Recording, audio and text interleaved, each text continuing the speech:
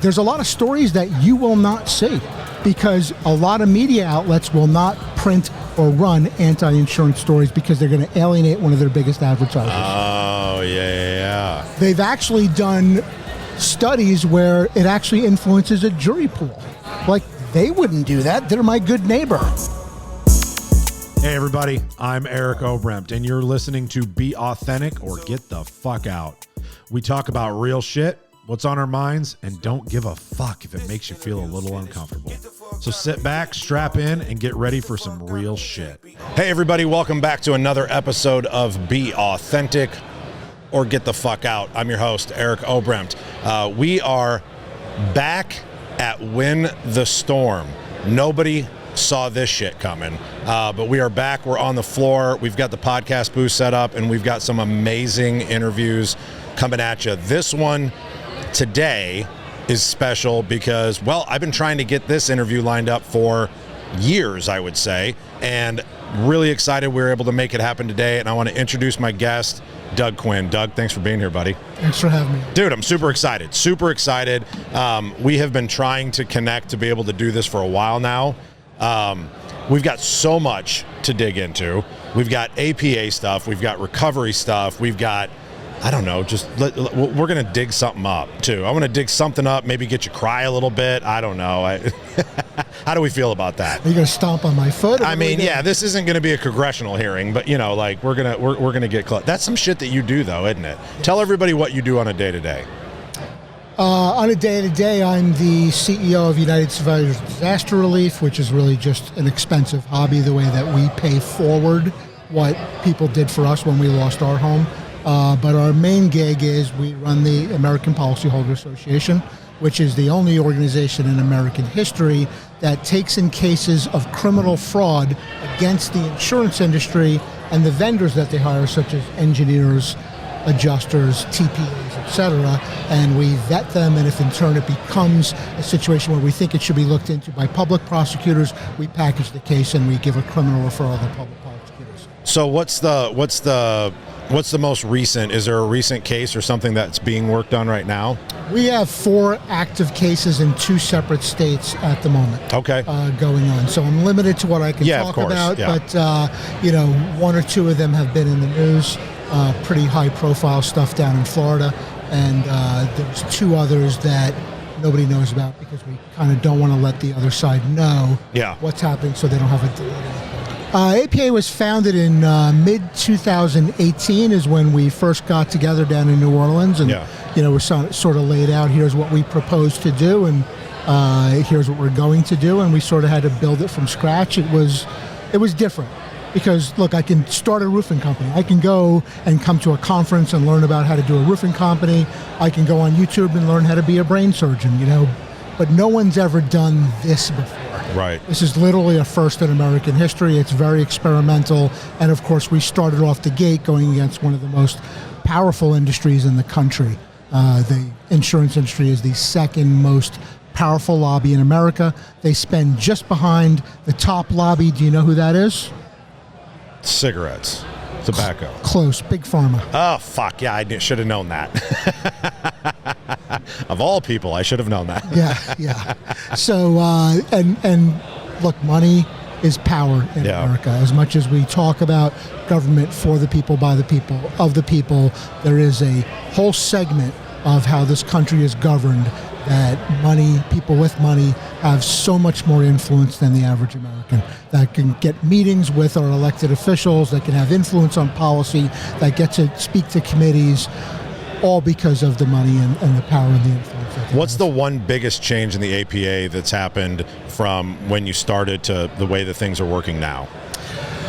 We started because, if you remember, in the beginning, it was all very simple because we had all met during Superstorm Sandy, where somebody had dinner with the Attorney General of New York and said, hey, this is going on. And that Attorney General was able to grab a bunch of reporters, go down to Long Island, raid an engineering firm, seize all their files, go back 3 weeks later, arrest all of their one of their executives, and that was on the front page of the paper. We were able to get 114,000 claims reopened, 350 million paid out to people who've been cheated. It was like bam, bam, bam, bam, bam. Seemed like it was going to be easy. So we're like, yeah, we'll do that all day long. Fucking superheroes. Yeah, right? So what we did not realize, I guess the first thing we didn't realize, I could almost do an hour presentation on what we didn't know. Yeah. Because you think when you talk to a public prosecutor or an elected official, they're going to be like, oh, insurance companies are cheating people?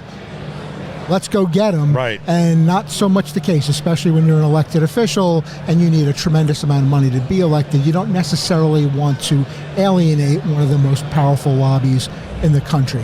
You don't want to lose their financial support, nor do you want to have them pile all their financial support to your opponent in the next election. So it's a double-edged sword. Which is basically what happened in Florida, right? It's exactly what happened in Florida. The insurance industry spends a lot of money on the Florida political leadership, millions and millions and millions of dollars, and we fight our cases uphill in Florida. I bet. Yeah. I mean, I can't imagine. I was so disappointed because, like, I'll be honest, like, I mean, I'm not from Florida or anything like that, but like, I follow national politics and whatever. I always liked DeSantis. You know what I mean? Like, he was a guy I was like, I can get behind that guy. And then all this shit went down. I was like, fuck that guy. Like, this is horrible. Like, I mean, and it was so blatant, right? Like, it was so obvious, even to people that aren't in this industry, don't know anything about insurance. You know what I mean? Like, just anybody just watching is like, oh no, that he's in a pocket. Like, there's a pocket there, right? And to be fair, we can't all hang it on him. He's above the fray to a degree. He has a sense of responsibility in terms of that's where the buck stops. But I think on the other levels, the CFO of Florida is certainly a problem. He certainly should be doing a much more aggressive job going after the insurance carriers. And look, all we're asking is that they give the same consideration to defending consumers from fraud committed by the insurance industry as they do defending the insurance industry from fraud being committed by contractors, consumers. Yeah. You know, the message of the APA is fraud happens on all sides. But unfortunately, it's only enforced to defend insurance companies. Right. And the reason for that is because prosecutors, you know, people think public prosecutors are out there rooting out insurance fraud. They're not. Those cases get packaged by the insurance industry. Every insurance company has what's called an SIU, a Special Investigations Unit. It's like a detective bureau, and they vet cases, they package them, and they walk them into public prosecutors. So I understand where the bias comes in. If you're a prosecutor and your whole 30-year career is people sending you cases where consumers, contractors, et cetera, are cheating the insurance companies, you're going to think, look, if I said, hey, Eric, here's 30 years of cases where it's just left-handed people committing bank robberies, you're going to think bank robberies are only committed by lefties. So it creates this bias. Have you used that before, or did that you just come up with that? I'll mix it up. Okay, as I like that one. Yeah. So, but that's the reality. So if they just, it's hard to overcome that bias. And that was one of the things we didn't realize when we started the APA, that we thought we were going to jump right into it, but in reality, the first 2 or 3 years, I had to fly around the country and meet with prosecutors, meet with attorneys general, and say the insurance industry is committing fraud. And I could tell for many of them, most of them, I'm the first person they've ever heard that from. That's crazy. Because we can tell, we're trained to watch eye contact, body language, tone of voice, and I can tell when someone's just BSing, they've heard it before, but they act shocked. And I can tell when literally I'm the only person that's ever said that to them. And it becomes a problem because they've only heard from the insurance lobby, who show up with a check and say, oh, by the way, all these people are stealing from. And it's real. Something like 24% of consumers are willing to pay out a claim to get extra done by the insurance industry. They have no problem. You know, I always joke that somebody who wouldn't return a library booklet has no problem having the mechanic do a little extra work on the car because the insurance company is paying for it. Right. That's real, that happens, but it also happens on the other side. Yeah. There's no segment of the population that you can say they're the guilty ones and no one else is guilty. Right. X percentage of the American public is willing to commit fraud for a profit, so it doesn't matter whether you're hiring a contractor, a public adjuster, whether you're a consumer, whether you're hiring an insurance company engineering firm, or a senator or a congressman for that matter. Mm-hmm. That X percentage of the population comes along, and when the scale of the money involved gets bigger, more people are willing to commit fraud for a profit or to avoid a loss. And it's a lot easier to it's a lot easier to package that dirty contractor as well, right? I think. Hell yes, because you want to know why? You guys don't work together the way you should. I promise you the insurance industry works together. As much as their competition and they're fighting for market share, behind the scenes, they fund multiple organizations and they sit at many tables specifically to enforce and enhance their own interests. For sure. And that doesn't happen on your end. And when you're talking about, if you're a storm chaser, you're from out of state. You don't vote. You don't make campaign contributions in that state. Your brother-in-law doesn't play golf with the attorney general. You're an easy target to hang up for a prosecutor to say, look, we caught a fraudster. Right. We got one. So it's really, really easy to do that. And it's much harder going against the insurance industry because they have vast, vast resources. Yeah, and really good commercials. They are one of the, and this is another thing we didn't know, they're one of the largest advertisers in the country. Yeah. You can't watch anything without seeing multiple TV commercials. I can't watch a YouTube video without Flo or the Gecko showing up. Yeah. And that gives you a lot of power that you never understand. Number one, there's a lot of stories that you will not see because a lot of media outlets will not print or run anti-insurance stories because they're going to alienate one of their biggest advertisers. Oh, yeah. They've actually done studies where it actually influences a jury pool. Like, they wouldn't do that. They're my good neighbor. Right. All of that gaslighting that is out there that goes on. So there's a suppression of free speech to a degree right after Hurricane Ian, because I'm sick of going to disaster areas and seeing signs everywhere that say report contractor fraud. Right. Turn in those dirty, crooked contractors. You'll see it on the side of the road, stuck in the road. You'll see billboards. You'll see radio spots. And my question is always, where are the signs that say report insurer fraud? Right. Engineer fraud? They're not. So after Hurricane Ian in Florida, I said, you know what, we're going to put our own up. So I go to put up a billboard in Fort Myers, and a national billboard company, and it just said, defrauded by your insurer? Question mark. The American Policyholder Association with our contact. Very simple. Yeah. And they said, we can't run that. We don't like to run negative things. And I'm thinking, bullshit, because I see report crooked contractors all day long, on your billboards. I see insurance fraud equals prison, trying to intimidate consumers. Yeah. Don't tell me this, that you're not, you don't print negative stuff.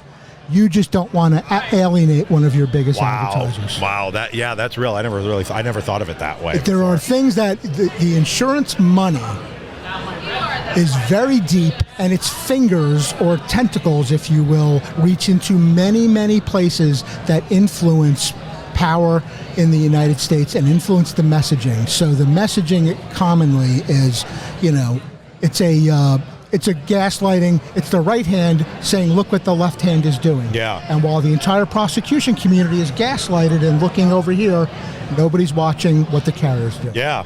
And I don't want to sound anti-insurance. Yeah. As a financial advisor for 30 years, insurance is a very important financial tool for the average American to handle a loss that would otherwise be devastating. Yeah. But we just want to make sure that it pays the way it's supposed to, that they're honoring their contractual obligations, that it does what all those TV commercials promise us that they do. And people, when they're at their weakest point, when they suffer a loss and they're vulnerable and you're out of your home and you lost all your paperwork, you're in a hotel an hour away, your kids are sleeping on someone's couch. I lived in my car with my teenage daughter for a month. Like, you're vulnerable. Yeah. So, and then you're willing to take anything. Because you don't know better, because you've been told for 30 years, this is your good neighbor, you're in good hands, we're on your side. Right. You sign a little form and you can't get any more. And yes. Yeah. So, that's, we just want to make sure when people are vulnerable, look, who on their best day can stand up to a $1 billion insurance company? Yeah. On their best day. Now you have somebody who's traumatized because of a loss. Disaster trauma is the one dirty secret that nobody talks about. We talk about that a lot with USDR, trauma awareness. Mm-hmm. You don't function. We see smart people fail to be able to advocate for themselves. We see very smart, educated people make very bad decisions because you're in trauma, you're in shock. Yeah. And I know 100%. You see them all the time. If you're involved, I mean, if you deal with these disaster victims or just a single loss, your house burnt down, a tree fell through your roof, you are in shock and you're not in a position to stand up for yourself. And this industry or this company that you think is there to be your friend and help you weather it, not everybody has that experience. Right. No, of course. And okay, so let me ask this as a last insurance question. Do you think, honestly, that anything has gotten better? Prior to the APA, I would always ask questions when I speak to groups and say, who here thinks it's gotten easier to fill a claim the last 30 years? Who thinks it's gotten worse? 100% everyone say it's gotten worse. What I will say is we're starting. The APA is only 5 years old. Yeah. We're starting to see little things where people understand somebody's watching now. We're starting to hear back from our members that, hey, they see the logo on our shirts and our signs, and, they're less willing to commit to fraud. The other thing, one of the biggest things is we saw in Florida after we brought the whistleblower case forward, the most recent one, and it was in the press, it was in the Washington Post. We have a very strong press. We have isolated which members of the media are smart enough to understand what's going on, have the editorial support to actually print the hard stories, right, and we favor them and we feed them our top-tier intelligence. Sometimes you will see the APA reference in the story. Sometimes you won't even see our fingerprint on it. Right. We're making sure that gets out there. So, we work very closely with a woman named Brianna Sachs, who is the natural disaster and climate change reporter for the Washington Post, and we'll give her some of our top stories. She ran the story about the whistleblowers in Florida, and one of the things they did was they put in something called the Insurer Accountability Act in Florida that basically says they can't just randomly change your claim behind the scenes. They have to have a justification. It gives you the ability to see what's been done with your claim once it got submitted. Oh, okay. Now again, it's a first legislation, it's a first run. Yeah. I'm sure there's lots of ways around it. But it is a game changer because once we start finding out where they're looking for the weaknesses, we can start shutting off the exits for them to get away with this stuff. Because the reality is that what was going on. The adjuster on the ground was turning in a claim. They had somebody behind the scenes going through with a chainsaw, hacking 70, 80, 90% off that claim in 4 minutes. I mean, something that took hours to put together. Wow. And they're taking 4 minutes and hacking 70% off. So, and then sending the claim out with the original adjuster's name on it as though they were the ones. Right. I remember that. Yeah. So that was wild. So we were able to, that law came out, and again, it was specifically because of the press exposure. The whistleblowers came forward to Stephen Bush, who was an APA board advisor. Stephen Bush brought them right to us, and then we were able to engage the press. They testified to the state legislature, and they were, they opened up a criminal investigation, which is still ongoing. Obviously, we're hoping they give it a fair shake and they do a sincere job with it. Well, if you're watching, listening to this, and if you're in any trade that has anything to do with insurance, especially in our industry, in roofing, construction, disaster, storm relief, stuff like that, you need to be supporting the APA. I know I do, have for years, which that's a whole nother story. But if you're not, you need to look into it. So look into the APA. Now, I want to switch gears a little bit for the second half of the interview, because the other thing that really brought us kind of together as friends and everything is both of our relationships in recovery. And I wanted to dig into that a little bit just because a lot of my audience is either in recovery or fucking should be. And so I like hearing people's stories a little bit in that, so that people can relate and get a little bit of relation to other people out there, because they see us walking these floors and going to these things, and right, and they see you as the big tough fucking APA guy, right, and they see my dumb fucking mug up on this doing podcast. Half the people here don't even know I own a roofing company anymore. But I think that it's important that people hear a little bit of our stories just to see the hope, right, that there is out there. So if you wouldn't mind a little bit of your story of how you got into recovery and what brought you there. Sure. I have, I know it's changed a little bit lately ever since the opioid crisis. We see people who do not traditionally have addictive personalities come into recovery because, they got hurt playing football or something. Right. They were given opioids and they got hooked. Right. We have seen more and more of those over the last 5 years or so. True. But the traditional is somebody who's got an addictive personality. And me personally, I had that since day one. And the other thing I've noticed, I'm clean for 36 years now. my personal opinion, you won't see it written in a book and anywhere, but anybody who has any kind of an addiction issue has some kind of an underlying mental health issue. Depression, anxiety, bipolar, and they're self-medicating. And that's just my casual, but I mean, it's 3 decades sitting in rooms and meetings and talking to people, and that includes myself, which I wasn't even aware of till I was probably clean for 20 years, So it's self-medicating. So I basically started off very young, 5th or 6th grade, smoking weed, and then progressed into hallucinogenics, and then progressed into crystal meth was the thing that really... intravenous crystal meth. Oh, you were shooting meth. Yes, wow. Which was the thing that really brought me down. And I'll tell you, what I know is the big thing.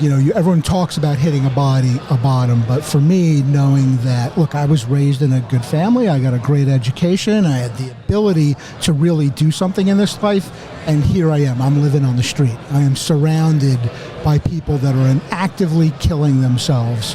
And I'm meant for so much more. Yeah. You know what I mean? I'm capable of doing so much more in the world. That was probably the thing when you knew that. Like, you could feel that, right? Like, yes. I always thought that as well. I was like, I can fucking do a lot. Like, right. I've got amazing... I know I have potential. I know I'm meant for something better than this, but this is what I'm fucking doing. Right. Right, and you see it in the people around you. Like I'm living in a town in Southern California, run by the Hells Angels, and I'm watching people come in with normal lives and just getting put through the shitter, and they're basically, living on the street. Their whole lives are in the shredder, and you're watching the people. You don't recognize it in yourself, but you watch it. You see it in everything, in everyone else, yeah. And then to realize, like, wow, I really could do something in this. I'm world. not that bad. Yeah. I'm not that bad. Yeah. So when did you have your realization? I think like many people, I went through a whole series of, I went through a whole thing where I knew when I was younger, when I was a teenager, that, I probably drink too much because I drank a lot. Yeah. And one day I'll have to do something about it. I'll quit. Yeah. And then I would think, like, if you don't drink, what do you do? What do you it's do? The heart, and all I could think of is you go bowling. I fucking hated bowling. I really did. Dude, that is it's all bowling. Like, right. You go to treatment and they fucking take you bowling, and you're like, is this my life for the rest of my life? Is fucking bowling? Yeah. To relate to the story that you just told. So I had that same moment. I have multiple, obviously, DUIs and whatever, and every time you get a DUI, right, you get on probation, they make you go to AA and get your card signed and all that shit, right? And I remember after my second DUI, I went to this AA club in Omaha. It's called the Millard Club. And I remember going there with my buddy who got a DUI like a week before or a week after. So we were both on probation, both getting our cards signed. And we would go to this AA meeting, and we would literally go, it was the 5:15 meeting, and we'd be there till 6:15. And we'd walk out, get in our car, and then 6 blocks away was a bar called Oppenheimer's or fucking something, Opperman's, and we'd go to Opperman's and go get drunk. Like, that was what we did religiously. But I remember vividly sitting in the back row of that meeting, listening to everybody speak, and thinking, I'm not ready yet, but I'll be back here one day. Right. I like vividly fucking remember it. I remember what the day was like. I don't know why, but I was sitting there and I was like, I'll be back. Like, these are my people. I'm just not ready yet. Right. I'm just not ready yet. It's always some point later in life. It's never like now. Nope. And it was like 10 years later. Yes. Yes. It was 10 years later. And that was, what's funny though, is that when I ended up getting clean, that was the club that I went back to. Okay. And that was the club that got me sober. That's kind of cool. You know what I mean? Like, just cool story to finish that part. Yeah, nice. I did a whole bunch of geographical cures. Like, hey. Oh, did you? I'm in New York. This area is really bad for me. Now I'm in Southern California. This area is really bad for me. Now I'm in Florida. It was the area. It was always like, oh my God, there's bad people here. There are bad influences on me. I've got to leave. So I would always do these geographical cures, and at some point trying to go to meetings and get clean. But it wasn't until I stayed in one place, New Jersey of all places. I grew up making fun of New Jersey, and now I live there. But until I stayed in one place and let people get to know me, and I started overcoming, like, no, I don't sit in the back. I sit in the front center of the meeting. Right. You know what I mean? I make sure I raise my hand and share who I am, which is for many people terrifying. People who've done decades in prison are terrified to raise their hand and open up in a meeting. Right? Yeah. So once I had to go through and realize I can't sit back and do what I used to do. Like statistics show the kids that sit in the front of math class do better than the kids that sit in the back. Yeah. So I had to apply that. If I go to a conference, I go to a meeting, I'm sitting up front. If someone's talking, one of the things I've learned is, because we all have 1,000 thoughts running through our head, like, this house wearing the same shirt again. Oh, look how cute that girl is. It's just, what happened at work today? So when someone's speaking, I look directly at them, and I was taught, look at their lips, and I zoom in. So even if someone's behind me in a chair talking, I'll turn around, and it kind of freaks them out, but I'm like watching it. And that helps me focus just by doing that. I lean forward, do active listening, which we learn in sales, right? But I look at their lips, and that helps me stay plugged in. So there were a whole bunch of cultural behaviors I had to overcome to make recovery work. I had to, as a man, we don't stand up and get vulnerable. We don't say things like, I love you, I'm scared, my feelings are hurt. We sure don't fucking ask for help. Right. Those are all taboo things that we don't do. So me personally had to overcome all of that to start to see some success. And I had to stay in one place, let one group of people get to know me, go through the awkwardness, like when the meeting's over, we go to coffee of like, because you have no social skills. Right. Because you learn how to talk to people when you were drunk. When you're drinking. Yeah. And P.S. before cell phones, you couldn't even like bury yourself in your phone like at the diner. Yeah. You had to like just stand there, and you had to go through that awkwardness and learn how to speak to people and learn how to socialize, which is, again, it's all about recovery is hard. Yeah. Tough shit. Do it anyway. Yeah. That's all it is. I mean, it is hard to do. If I knew when I walked in my first meeting what I would have to, go through to grow, I would have turned around and walked right the fuck back out. When I finally got clean, I was 23. So, because you said that, like, just talking to people and whatever. And if you're doing your math at home, I am old as fuck. I remember trying to date sober. That was awkward. That first year or two or whatever, because like everything that you did socially was revolved around booze and drugs, and it was so easy to talk to people. And you're relaxed. So you didn't do what everyone else did. You just found some damaged person in the room and let your dysfunctions handshake. Oh, I did that too. Yeah. But I was literally talking to somebody last night. I can't remember who it was, and I was like, that first year, like I would go to the bar and prey upon the drunk ones there because I wasn't. Right. And it was easy. Right. Because you were like the samurai master. Yeah. Because you were not impaired. Yeah. It's like playing cards now. Yeah. You ever play poker sober now and with a bunch of drunks? You can get rich every fucking night because they're not paying attention to anything and you are. Right. You know what I mean? But if they're all drinking and having, I've been kicked out of 2 games because they won't let me play. And they're like, you can't fucking come here and play because you're sober. Now, the positive side of that is, like, we go to see live music and we'll go to festivals and stuff, and where it used to be how high can I get when I'm here to enhance it, we get the most out of it because I am in the moment. Yeah. I am not impaired. Because you always do too much, you know what I mean? Yep. I'm 100% conscious. I am 100% in the moment. I'm getting the most out of this more than anybody else. Yeah, I remember the first baseball game I went to clean, like my first year of sobriety. I was in Omaha. Obviously, we have the College World Series there in Omaha. And I remember going to the College World Series for the first time sober and sitting in the stands and looking out. It was like a beautiful day. And I was like, oh my God, look how like beautiful the field is and the grass and like watching the game, right? And all I cared about before was, all right, well, let's get in line. How many will they give me so that I don't have to get back in line again to have to wait a certain amount of time? And like just the enjoyment that you get to have from events is like, it's an amazing byproduct. Because you're present and you're in the moment. Because nobody should get sober because they want to enjoy a fucking baseball game or a concert, right? But the byproduct of changing your life that way, if it's affecting you negatively, all of the gifts that we are given are like I mean, fucking icing on the cake, right? Like, we never, when you went to your first meeting and you saw the promises up on a wall, I assume you're the same as me and you went, fucking bullshit, bullshit, bullshit, no fucking way, you're out of your goddamn mind. Yeah. My first experience was living on the street in California, and there were these old church ladies giving free food out like on Wednesdays, and in the basement of the church, and I would go there, and I guess there must have been like an NA meeting there, and they had the 12 steps on the wall, and then I would look down and I saw the word God, and I was like, NA is bullshit. Yeah.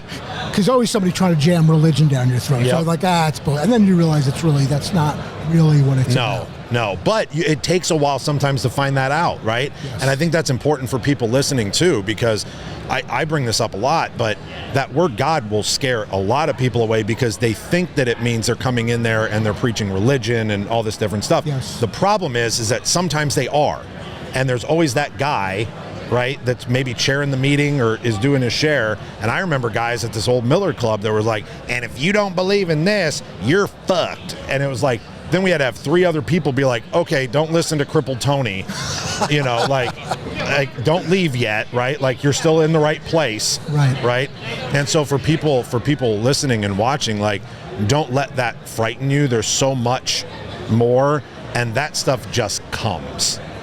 Right? Yeah. Would you agree with that? Like, nobody forces any specific religion on you. You're not even supposed to talk about your specific religious beliefs. It's very vague. There is a higher power. Yeah. He's loving, caring, and has the best intention for you, and that's all you need to know. And you're an NA guy, right? You're not an AA guy? I'll do AA when I'm on the road. I found that AA meetings are way more welcoming to outsiders. Okay. They will not let you out of the room without some other male coming and shaking your hand. Yeah. Versus NA, people are a little more, into their talking to their friends and stuff. But at home, so is NA a little more cliquey? I can't say.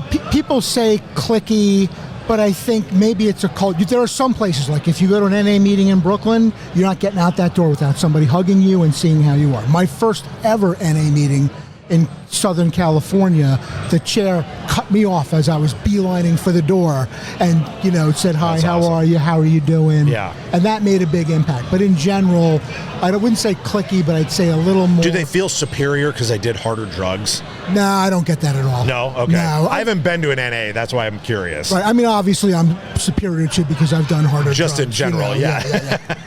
No, I don't get that. I think it's more of a... AA is the older fellowship. Okay. NA's only been around since probably the mid-50s, and it took till the 70s till it really took Get off. going, yeah. So there's some it's almost like the younger brother thing. So because, I judge people that are like, I smoke weed, like, that's why I had to go to a meeting. I'm like, you fucking pussy. So, like, I do that. So I just assume. If you're out there, don't listen to Cripple Tony. If you smoke too much weed and you think it's a problem, come to a meeting. It's all good. Paul will enjoy that joke. Because he had a guy that actually was like in treatment. He's like, the guy's like, man, I don't know what the fuck I'm gonna do. And he's like, oh, what's your drug? He's like, weed, man. And he's like, what the fuck? And like, walk off. But Doug's right. Doug is absolutely correct. I will tell you this.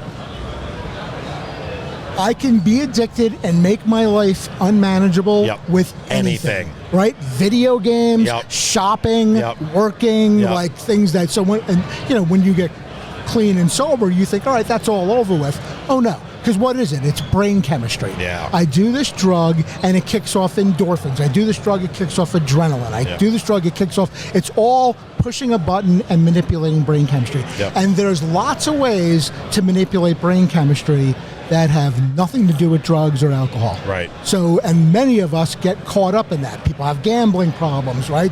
People, they overact, they act out on sexuality too much. They, what I always say was like the big four: gambling, sleeping, eating, and screwing. Or like, you're manipulating the dopamine in your brain because you're not really living a healthy life. Yep.